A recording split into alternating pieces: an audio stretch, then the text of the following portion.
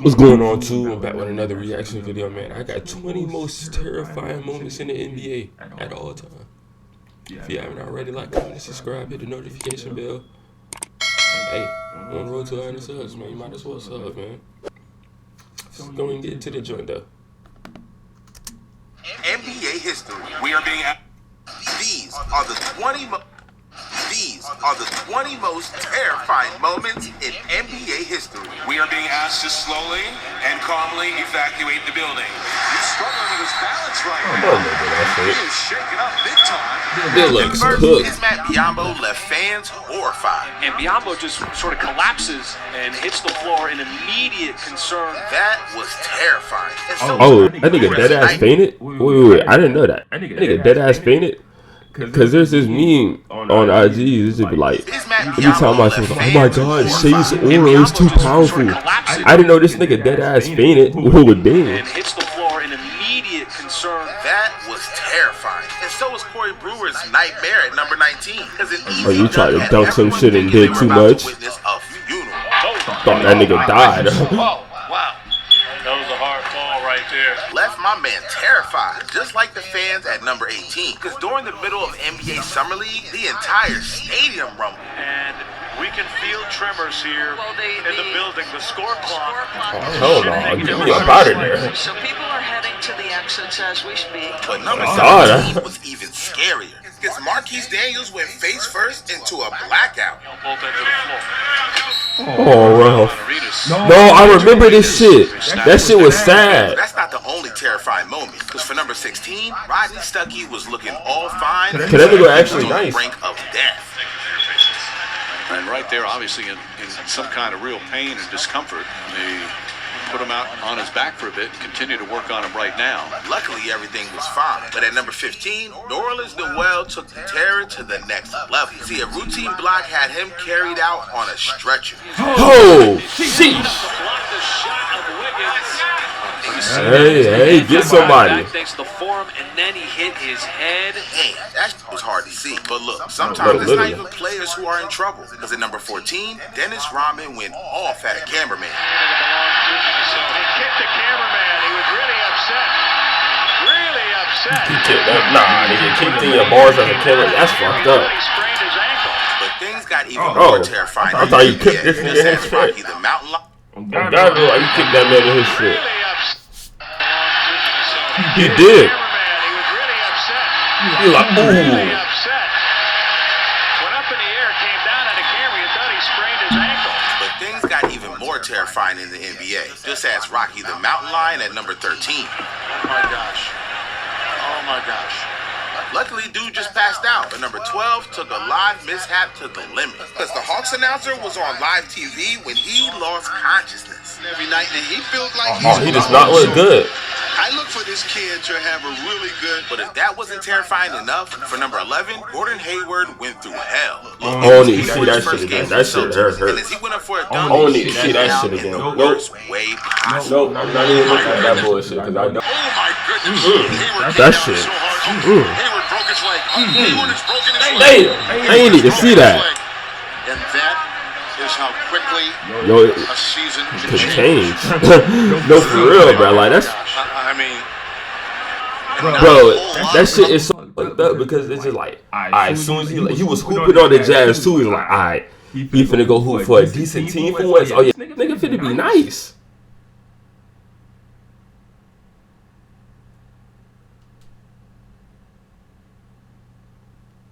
This was like the beginning of the season. It was like the first couple games of the season. Matter of fact, this might have been the first game of the season, if I ain't mistaken.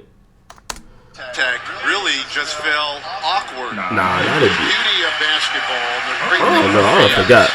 But that shit hurt to watch. Look at that. That's great sportsmanship. I mean, fantastic. The beauty of sports. This is why sports brings people together.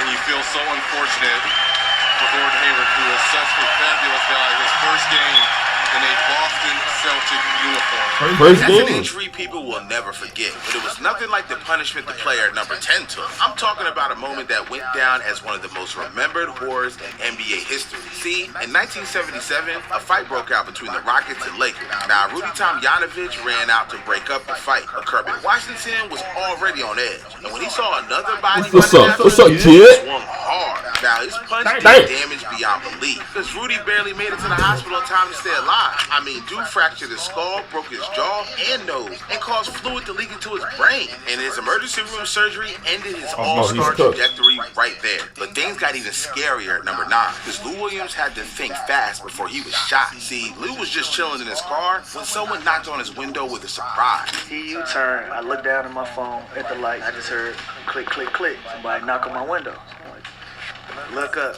Bro got the gun on. I don't know why, but I rolled the window down. That's just where my mind took me. I rolled the window down. He like, get out the car. And I said, huh? And when I said, huh, he looked at me. He said, Lou Will? Can't even do it. Can't even do it, If Lou see. wanted the gun out his way, he needed to Damn. tell this guy something fast. So his defense became McDonald's. He said, man, I just got out of jail. Only thing I got is a bus ticket, bro. I'm out here starving. And I was just thinking on my feet. I said, look, bro, it's a McDonald's right there. You meet me at the McDonald's. I'll buy you whatever you want to eat. He said, all right, cool. So my first thought was, do I let him get in my car? Hell no. Hell no. Hell no. I started driving first. And Yeah. I watched him running across the street to the McDonald's. So while he running to the McDonald's, I call my man like, yo, pull back up. I'm like, pull up to the McDonald's. Pull up to the McDonald's. They made the story like I sat down and ate with him. Nah, hell no. The motherfucker ordered food. I swiped my car. Got the shook foot. his hand. I said, God bless, bro, but this ain't the way. And by that time, my man was walking in McDonald's. I got Got the foot. The player at number 8 is still lucky to be here. See, Jay Williams was supposed to be the next big thing in the NBA. The guy was a college phenom in 2002, but then tragedy struck. Not on the court, but on the streets. Because Jay violated his team contract to ride his Yamaha R6 model motorcycle, and after revving his engine to impress his friend, he went on a straight crash course. And I just got a new muffler on my bike. And as I was pulling away, I revved my engine because I, for some reason, wanted to show off to Kevin. Being on a billboard on I-90 apparently wasn't big enough for my ego. And on the third rev, in the middle of the rev, I heard the bike go click, click.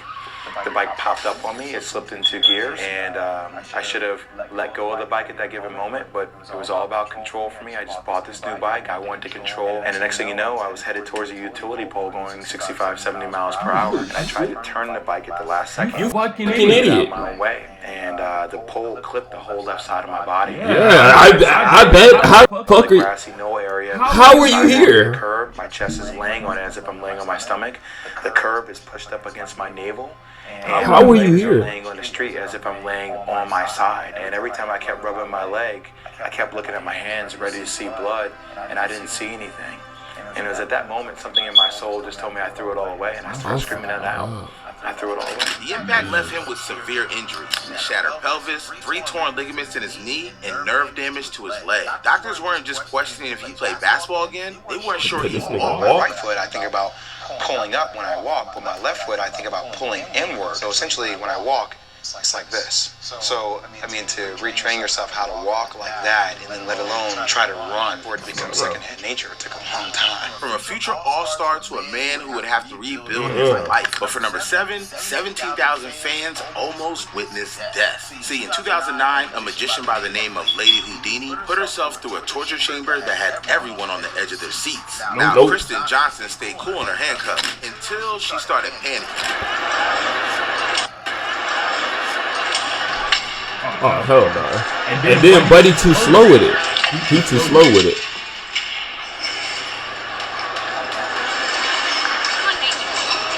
Nah, he ain't got no type of. They ain't got no type of sense of urgency. They wanted her to die. At number 6. See, Nate had a career that could only be described as full of heart. He was a 5'9", 3-time slam dunk champion and had an energy that never quit. But behind all that jump out the building dunking, Nate was quietly battling something much scary. And Nate avoided these issues while being bounced around the league.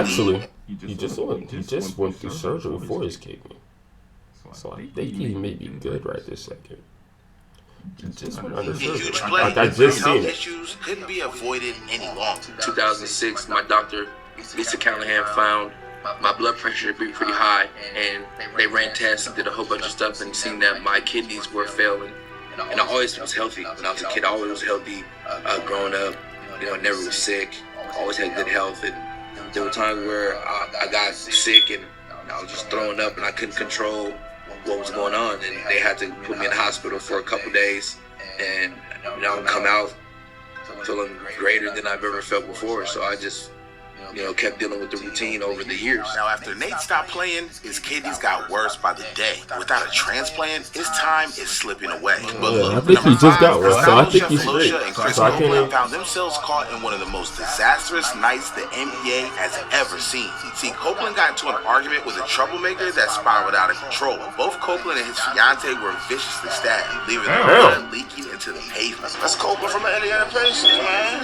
I knew he looked familiar. I'm like, damn, bro. Now, Copeland and his fiance were rushed to the hospital. And while this was going on, Dabo was facing his most terrifying enemy yet. After the club was shut down, one wrong move, and Sefolosha suffered the worst injury of his career. Damn! The scuffle left him with a broken leg and nerve damage that needed surgery immediately. One of the officers came from behind and kicked me in the leg. And you had ligament damage. Correct. As well. So that's It was a serious injury. Now, the effects from the injury were long-lasting. And Sefolosha was never the same player. Hell So he no, was out that's- for revenge. And even though he was charged with obstruction, he later fought the charge and won his civil suit Yeah. for $4 million. And as for Copeland, he never got a payout for his tears. See, his struggle to return from injury marked the beginning of the end of his playing days. But at least they got to keep their lives. I never heard about this story till now. We got to talk about how the Mozart of basketball had the most tragic ending to a career ever. See, this guy wasn't just any NBA player. He was a guy putting Europe on the map in the league. And by 1993, he was lighting it up for the New Jersey Nets, fresh off averaging 22 points a game. Dude was making defenders look silly, even Michael Jordan. The steal by Petrovic.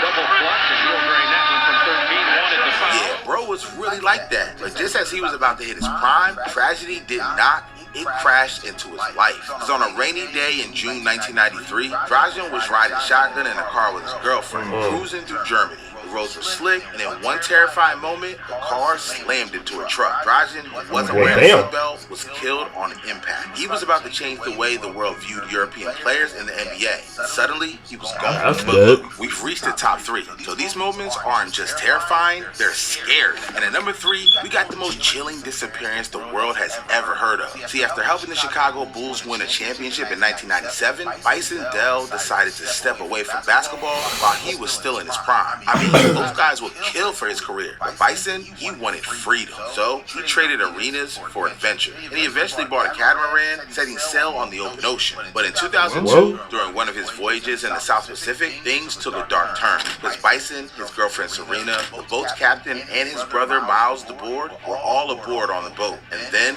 poof. They vanished. For weeks, no one heard of them. That was until Bison's brother suddenly reappeared in the U.S., using Bison's identity to sell his possessions. Yeah, Shady doesn't even begin to cover. And when authorities closed in, Miles fled to Mexico, where he ultimately took his own life. But not before confessing. He admitted there had been a violent fight on the boat, and Bison, Serena, and the captain never made it out alive. To this day, their bodies have never been found. Family issues get deep. And at number 2, we have even more insane family dramas. Because we got to talk about one of the most haunting stories the NBA has ever seen. See, Lorenzen Wright wasn't just a player, he was a hometown hero. A Memphis legend who played 13 seasons in the league, known for his hustle, heart, and love for his community. But in July 2010, Lorenzen vanished without a trace. Days later, that desperation turned into war, because his body was discovered in a wooded area outside of Memphis. Just gone without a trace of this He'd been shot nigga's body on multiple there. times, execution style. But even more chilling, a 911 call he made the night of his murder, where you could hear the terror.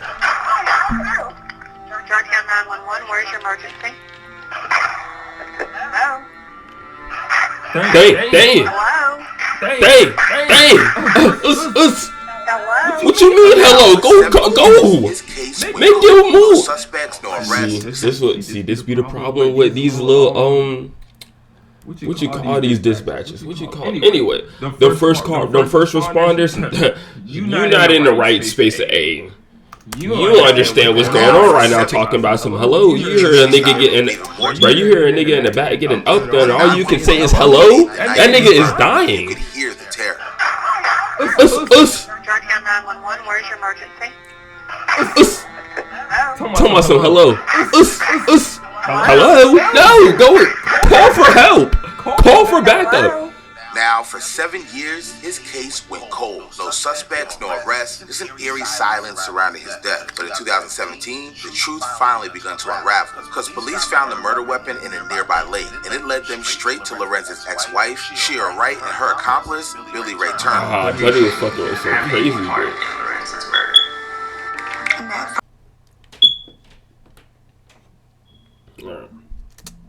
I'm an author. The law enforcement should do what's best to find out who's the killer. And you understand, obviously, why I had to ask that. With a response like that, she did it. Cause that ain't had nothing to do. Hold on, cause that ain't what that had to do. Hold on, I'm finna run that question back. Best. My wife. Begun to unravel because police found the murder weapon in a nearby lake, and it led them straight to Lorenz's ex-wife, Shira Wright, and her accomplice, Billy Ray Turner. Did you have any part in Lorenz's murder? At first, I'm my wife. Then I'm gonna run this question back one more time because her response started to piss me off. Lorenz's murder. At first. So what the fuck she say? Cause her response is pissing me off. Turner. Did you have any part in Lorenz's murder? At first, I'm my wife. Did you have anything to do with this murder? At first, I'm my wife? What that got to do with anything? I'm a mother. And then thirdly, I'm an author. The law enforcement should do what's best to find out who's the killer. And you understand, obviously, why I had to ask that. I do, but I'm a wife, a mother, and an author. I let people do what they're good at doing. She killed the nigga. Her response pissing me off. And I'm just gonna do what I'm good at She doing. killed the nigga. They need to spend time and focus and find out what happened to him. She killed that nigga. It turned out that his former lover had orchestrated the entire thing, hiring Turner to carry out the hit as a part of a twisted plot to cash in on Lorenz's wife insurance for millions. A betrayal so cold it sent shivers down she his tried to spine. get some money out of this man. But look, we've hit the final moment on our list. This one still feels unreal. See, Kobe Bryant wasn't just an NBA legend. He was basketball royalty. 5 rings, countless unforgettable moments, and a mentality that inspired this shit millions just around happened, the bro. globe. You He have was to the put kind this of guy on, you man. thought was untouchable, immortal even. But on January 26, 2020, Come on, man. That was kind of wrong. You ain't have to put Kobe on this one. That kind of hurt. and 7 others boarded a helicopter. Like this still, like this is too recent for you to put on the A list. quick flight to save time. Something he'd done countless times before. This time, tragedy struck. In the dense morning fog over Calabasas, California, the helicopter lost control and crashed into a hillside. There were no survivors. For hours, people refused to believe it. Kobe Bryant gone? It didn't feel real. And when it was confirmed, the heartbreak was immeasurable. Obviously trying to make sense of what has happened. Tim Duncan, who had so many great battles with your Lakers, Brian, in the playoffs. Becky Hammond, Greg Popovich. Damn. Just a tough day all around. I should have stood at her like that though. I understand she was in stress and stuff, but like dang, like Buddy didn't have to deserve. Becky Hammond, Greg Popovich. Buddy didn't deserve that shit. That shit was necessary. Just a tough day all around. The man who gave us an 81-point game, clutch shots, and 20 years of greatness was gone. So the first day on the floor, NBA players honored their superhero by letting the 24-second shot clock reach the heavens. And like every team has done in every game this week, they will take a 24-second violation. Each team will do so, with perhaps an 8-second on the second team, in tribute to Kobe Bryant's 2 retired jerseys, number 24 and number 8. The tragedy didn't just rock the basketball world, it rocked everyone, from fans to players shit to even fucked those who everybody didn't up. follow sports. The grief was universal. The thought of Kobe and Gianna, a father and daughter taken so suddenly and so senselessly, was too much to bear. Ew. Hey, I can't be too sad, man. Hey, man. I would die in video, man. That was that, man. If y'all like this type of content, man, y'all like, comment, and subscribe, man. Hit the notification bell. Send a recommended video if you can. I'm finna get out this joint though, man. Peace.